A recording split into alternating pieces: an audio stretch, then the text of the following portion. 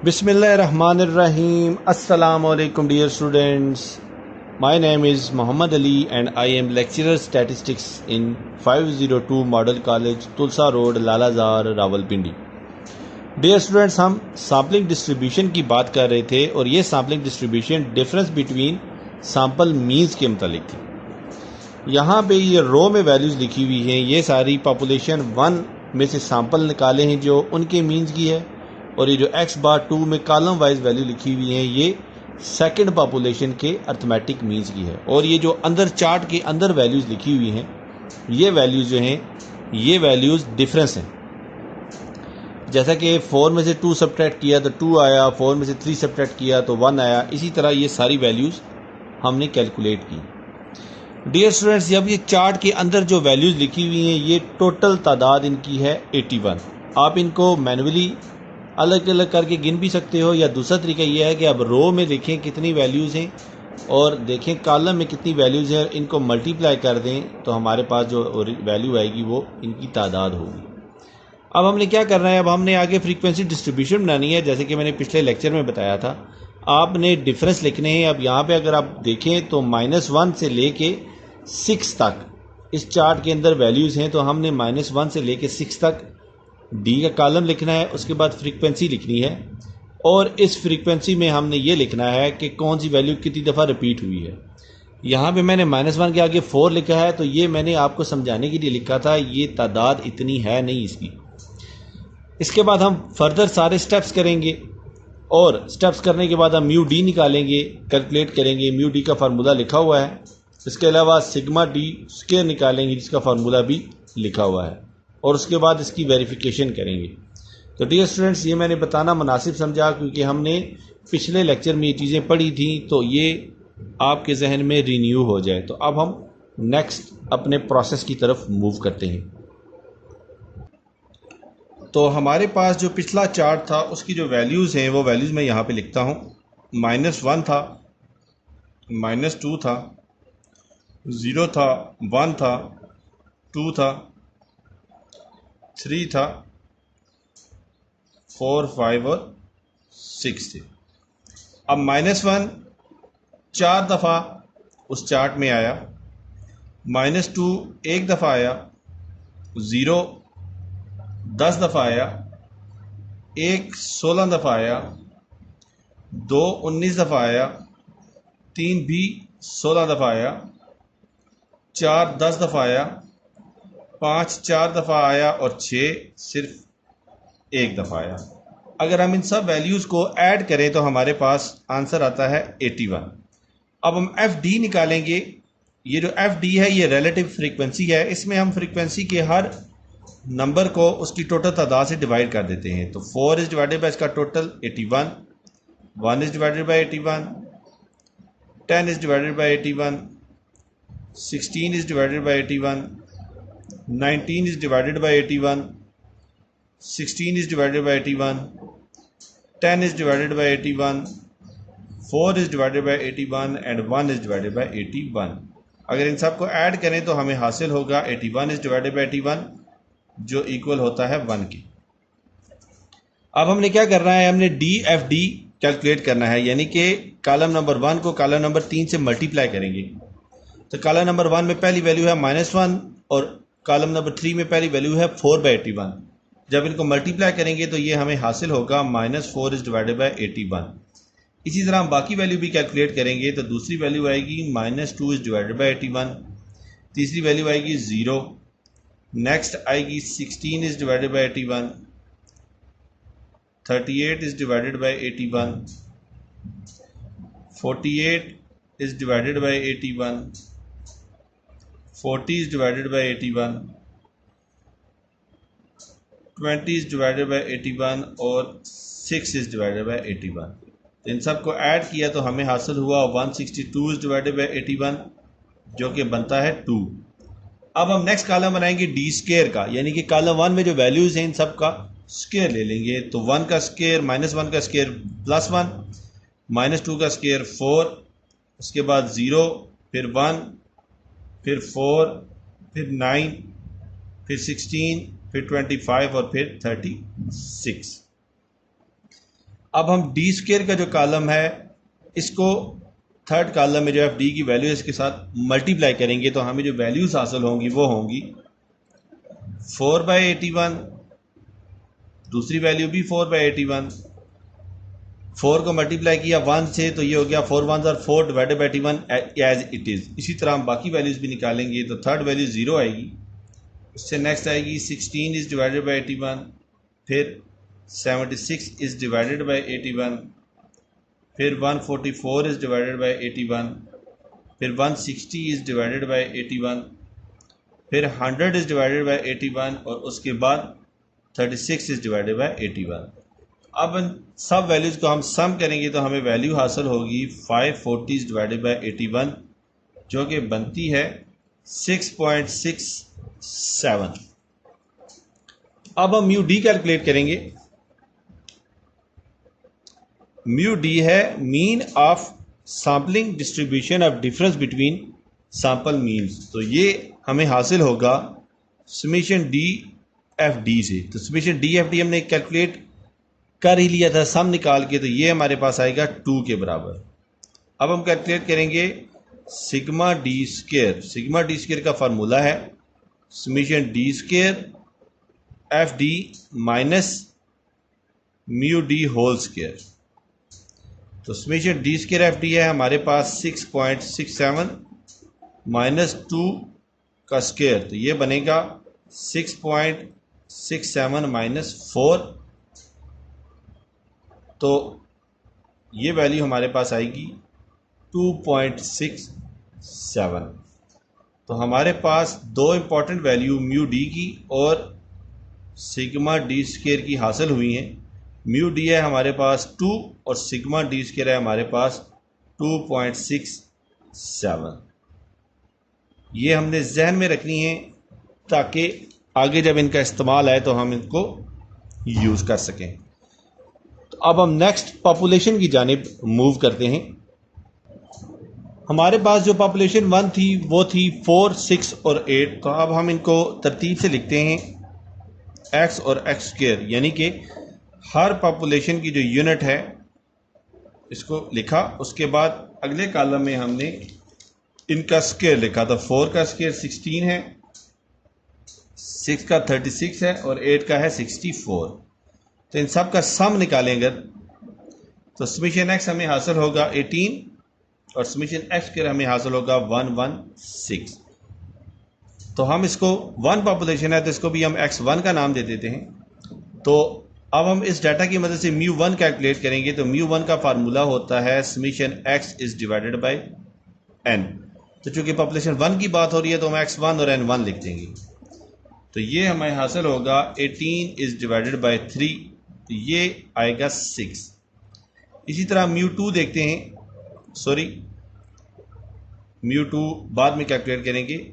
Sigma 1 square देखते हैं तो इसका फार्मूला है summation x1 square is divided by n1 minus mu 1 square. तो ये 116 is divided by 3 minus 6 square. तो ये वैल्यू हमें हासिल होगी सिग्मा 1 स्क्वायर की 38.67 माइनस 36, तो ये हमें हासिल होगी 2.67 की। तो इस डाटा में से हमें जो म्यू 1 की वैल्यू मिली वो है 6 और जो सिग्मा 1 स्क्वायर की वैल्यू मिली वो है 2.67। अब हम पॉपुलेशन 2 का डाटा लेते हैं और उसमें से हम उसमें से हम म्यू 2 और सिग्मा 2 की वैल्यू यानी कि पॉपुलेशन 2 का मीन और वेरिएंस कैलकुलेट करते हैं। अब हमारे पास जो पॉपुलेशन 2 थी वो थी 2, 4 एंड 6। तो यहाँ पे हम उनकी वैल्यूज लिखते हैं 2, 4 एंड 6 और नेक्स्ट कॉलम में हम इनका स्क्वायर ले लेंगे। तो 2 का स्क्वायर है 4, 4 का स्क्वायर है 16 और 6 का स्क्वायर है 36। और जब हम इन सब वैल्यूज़ को ऐड करेंगे तो हमें वैल्यू हासिल होगी x2 की सम 12 और x2 स्क्वायर का सम 56। तो अब हम म्यू 2 कैलकुलेट करेंगे। तो म्यू 2 का फार्मूला है summation x2 is divided by n2। तो समीशन x2 हमारे पास आया 12 और n2 यानी कि पॉपुलेशन 2 का साइज ये है हमारे पास 3, तो ये कैलकुलेट होके आ गया 4। सो म्यू 2 की वैल्यू है 4। तो अब हम देखते हैं सिग्मा 2 स्क्वायर की वैल्यू कैसे कैलकुलेट होगी। तो इसका फार्मूला होगा summation x2 square is divided by n2 minus mu 2 whole square. तो समीशन x2 है हमारे पास 56 और n2 है 3, म्यू 2 है हमारे पास 4 और इसका स्क्वायर हम कैलकुलेट करेंगे। तो 56 को जब हम 3 पे डिवाइड करें तो हमें वैल्यू हासिल होती है 18.67 और 4 का स्क्वायर लें तो यह आएगा हमारे पास 16। तो सिग्मा 2 स्क्वायर की वैल्यू हमें हासिल होगी 2.67 की।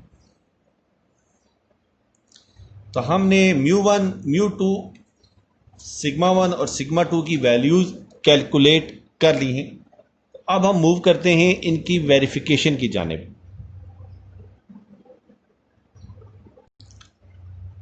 वेरिफिकेशन का हमारे पास फार्मूला है mu D is equal to mu 1 minus mu 2। इसको हम देते हैं इक्वेशन 1 का नाम। इसी तरह सिग्मा डी स्क्वायर इक्वल होगा sigma 1 square is divided by n1 plus sigma 2 square is divided by n2। इसको देते हैं हम इक्वेशन 2 का नाम। तो ये verification formula sampling with replacement का है और हमने जो सैंपल ड्रॉ किए थे वो विद रिप्लेसमेंट से। तो हमारे पास जो डाटा हमने कैलकुलेट किया है वो है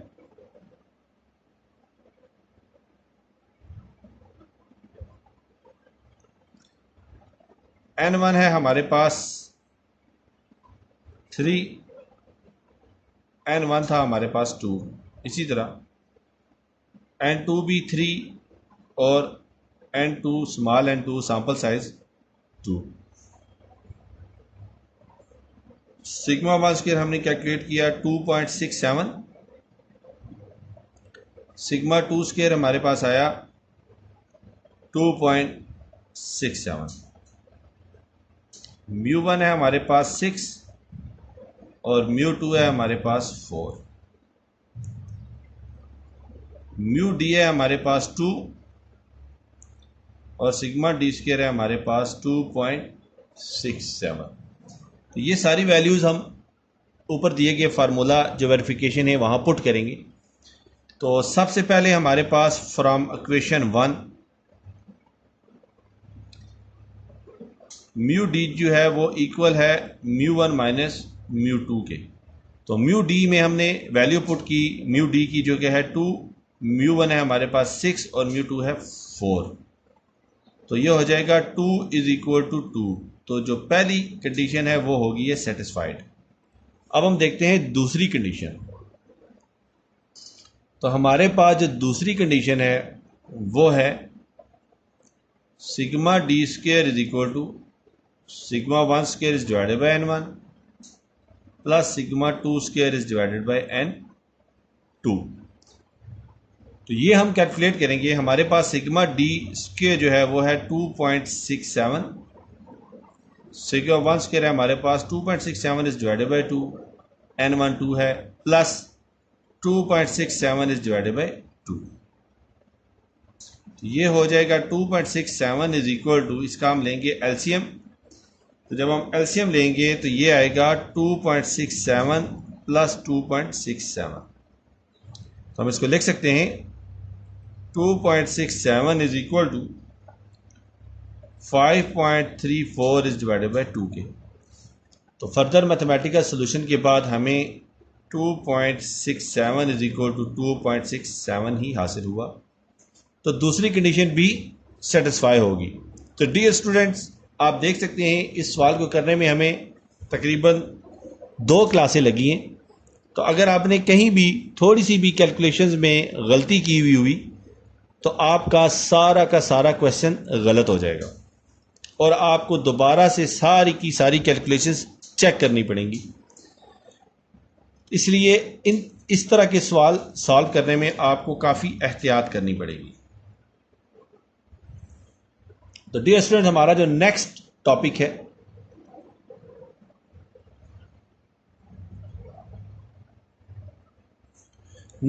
हमारा होगा सैंपलिंग डिस्ट्रीब्यूशन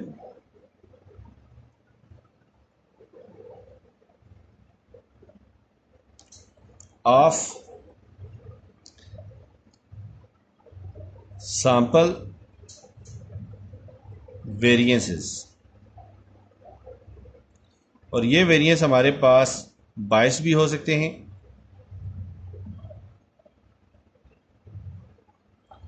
और अनबायस्ड भी हो सकते हैं। इन सवालों में और दूसरे सवालों में जो हमने पहले किए हैं उनमें फ़र्क ये है कि आप जो पहले क्वेश्चन करते थे उनमें हमने मीन की बात की थी, लेकिन ये जो अब हम करेंगे यहाँ पे हमने वेरिएंस की बात करनी है। करना यह है कि आपने सिंपली सैंपल ड्रा करने हैं विद रिप्लेसमेंट या फिर विदाउट रिप्लेसमेंट, जैसा कि हम पहले ड्रा करते रहे। उसके बाद आपने विद और विदाउट रिप्लेसमेंट के बाद आपने क्या करना है, आपने हर सैंपल का वेरिएंस ड्रा करना है और वेरिएंस ड्रा करने के बाद आपने उन वेरिएंसेस का मीन निकालना है। वेरिएंस का वेरिएंस नहीं निकलता, जस्ट इतना ही स्टेप होगा कि आप उनका मीन निकालेंगे। मीन निकालने के बाद आप पॉपुलेशन पे जाएंगे। पॉपुलेशन पे जाने के बाद आपने सिंपल क्या करना है, आपने पॉपुलेशन का वेरिएंस निकालना है और जो वेरिफिकेशन का फार्मूला है जो हम नेक्स्ट क्लास में इंशाल्लाह डिटेल में पढ़ेंगे तो वो फार्मूला मैं आपको बताऊंगा, उस फार्मूले के मुताबिक आपने इसे वेरीफाई कर देना है। तो इतना डिफिकल्ट नहीं है। अगर पिछले सवाल आपको सही समझ आए हैं तो ये क्वेश्चन कोई डिफिकल्टी नहीं है। आपको जस्ट वेरिएंस ड्रा करना आना चाहिए हर सैंपल का। थोड़ा सा कॉम्प्लिकेटेड है, ये इतना आसान नहीं है। कैलकुलेशंस में काफ़ी गलतियां हो जाती हैं इस तरह के सवाल करते हुए, क्योंकि बहुत ज़्यादा इसमें कैलकुलेशंस आती हैं। लेकिन इंशाल्लाह ताला जब हम करेंगे तो इसको डिटेल में करेंगे। और वो टॉपिक जब ख़त्म होगा वेरिएंस वाला तो हमने प्रोपोर्शन पे आ जाना है। तो प्रोपोर्शन की बात हम तभी करेंगे जब हम उसके सवाल सॉल्व करेंगे, लेकिन आपके जहन में होना चाहिए कि नेक्स्ट 2 हमारे टॉपिक कौन से हैं। तो पहला टॉपिक ये जो मैंने लिखा हुआ है ये है, और इसके बाद जो टॉपिक होगा वो होगा प्रोपोर्शन का, और वो ही इस चैप्टर का आखिरी टॉपिक होगा लॉन्ग क्वेश्चन में। उसके बाद हमने शॉर्ट क्वेश्चन की सीरीज़ देखनी है और चेक करना है कि शॉर्ट क्वेश्चन में से क्या क्या बन सकते हैं, थ्योरी के भी और न्यूमेरिकल भी। तो डियर स्टूडेंट्स, इंशाल्लाह ताला अगली क्लास तक आपसे इजाज़त चाहता हूँ। दुआओं में याद रखिएगा। अल्लाह हाफिज़। अस्सलामु अलैकुम।